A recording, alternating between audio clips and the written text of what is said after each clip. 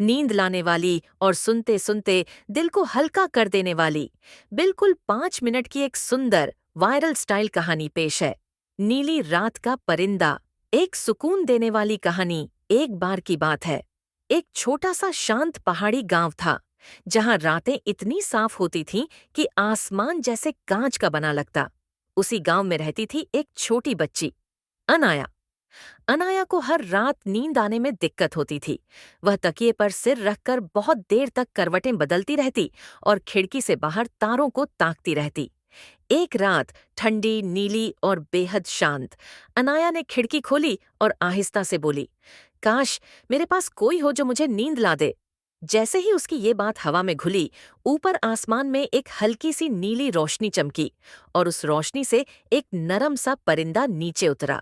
ना बहुत बड़ा, ना बहुत छोटा। उसकी आंखें छोटी छोटी चांद जैसी चमकती थीं। उसके पंखों से हल्की सी नीली रोशनियों फैलती थी जो देखते ही मन शांत कर दे। परिंदा धीरे से अनाया के हाथ पर बैठ गया। मैं हूं नींद का परिंदा, उसने मीठी आवाज में कहा।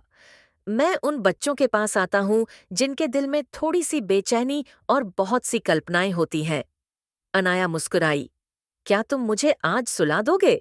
परिंदे ने पंख फड़फड़ाए और कमरे में एक हल्की सी संगीत जैसी हवा बहने लगी। वो हवा इतनी मुलायम थी कि जैसे किसी ने सफेद बादलों को धीमे धीमे कमरे में उड़ा दिया हो। परिंदा बोला, आंखें बंद करो और मेरे साथ एक छोटी सी यात्रा पर चलो। तबासा टाई, यात्रा की शुरुआत, सपनों की घाटी।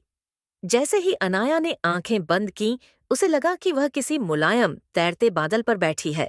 बादल धीरे धीरे एक सुनहरी घाटी में उतर गया। उस घाटी को कहते थे सपनों की घाटी।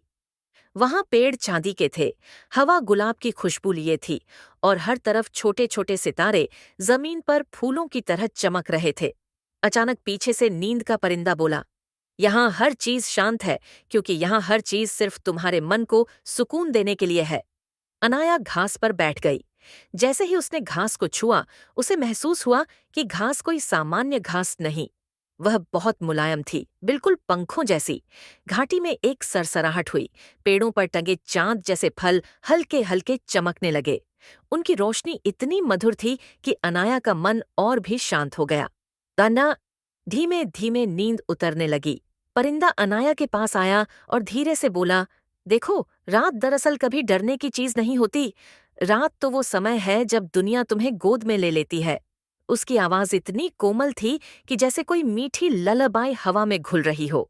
सपनों की घाटी में दूर से एक नदी बह रही थी।